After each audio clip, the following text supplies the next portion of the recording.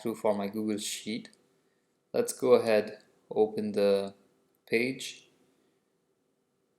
So you download the file here from my website. Now as soon as you click the link, it will open as a view only.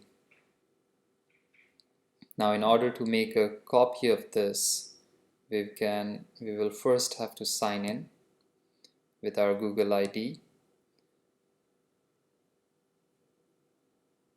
Once you do that,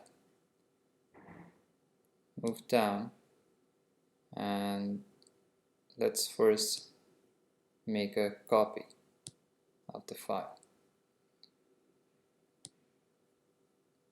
Alright. Now as soon as you do that, we have now a editable version of the same file. The first thing we will do is make another copy of the page.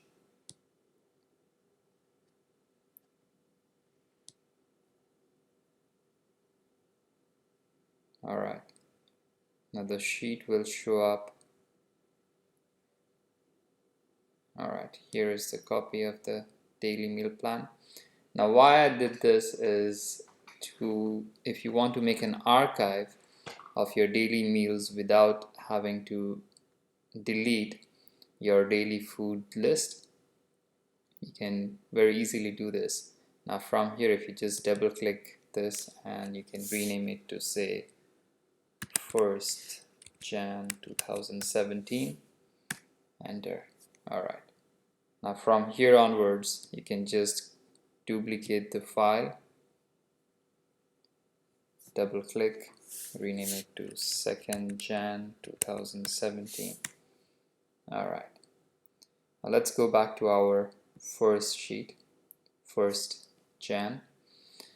Now the sheet is divided into blocks. The first block is where you enter your body type, and then you have your breakfast section. You enter all your breakfast meal plans, lunch, and then snack 1, dinner, and then snack 2. Let's go ahead, select our body type. Let's do large male. As soon as you select your body type, it will show you your total daily block requirements and a breakdown of each meal. Alright, now let's select our breakfast. The first column here is where you would select your macros, which is your fat, carbs, or protein. Let's select protein first. Now as soon as you select your macro category here, it will generate the list of food items only from the protein category. So let's go ahead, select say chicken breast skinless and select our blocks.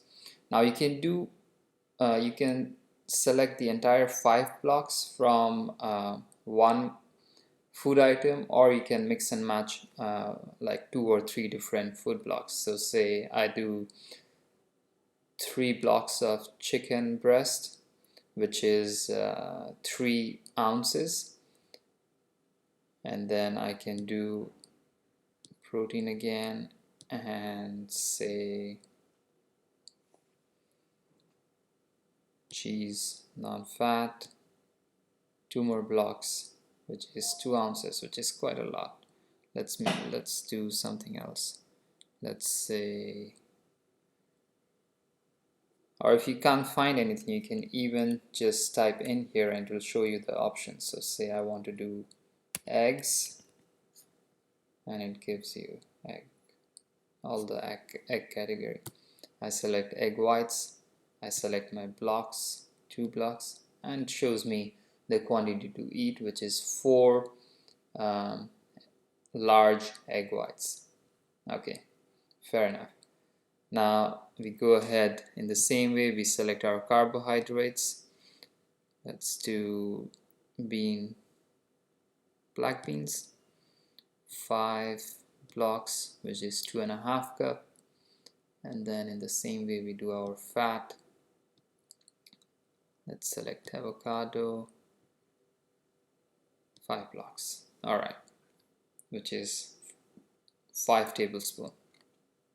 Now here it shows you the quantity you have to eat, the category of the food item, and the rating. So rating, we have 3 different rating: best, fair, and poor.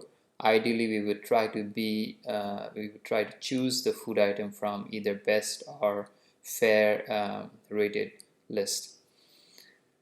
Now here down we have, this is a very handy, very convenient color coded cells for showing us the selection of our blocks. So suppose we have to eat 5 blocks of protein, carbs, and fats.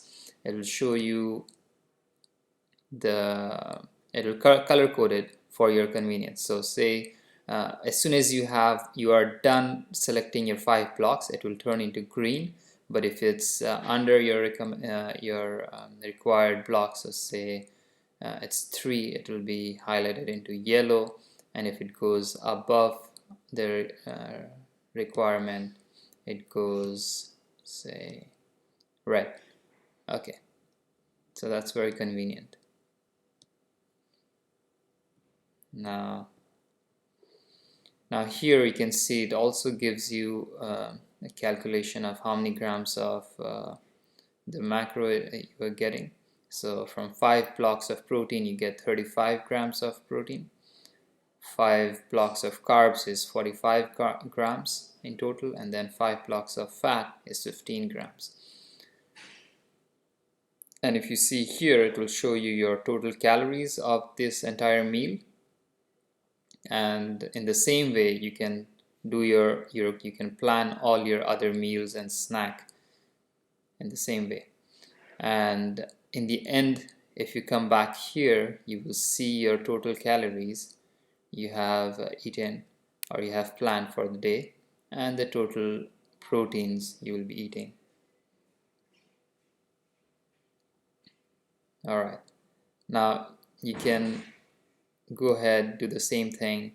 Now the easiest way to do this is, before you start entering the data here, just make a duplicate again so that you have a spare empty sheet for your next day, or you will have to edit or delete the cells before you can edit again. So now I have another sheet here ready. In the same way, I can just rename this file to 3rd of Feb 2017. Alright, that was a quick walkthrough. I hope it will help. Thank you very much.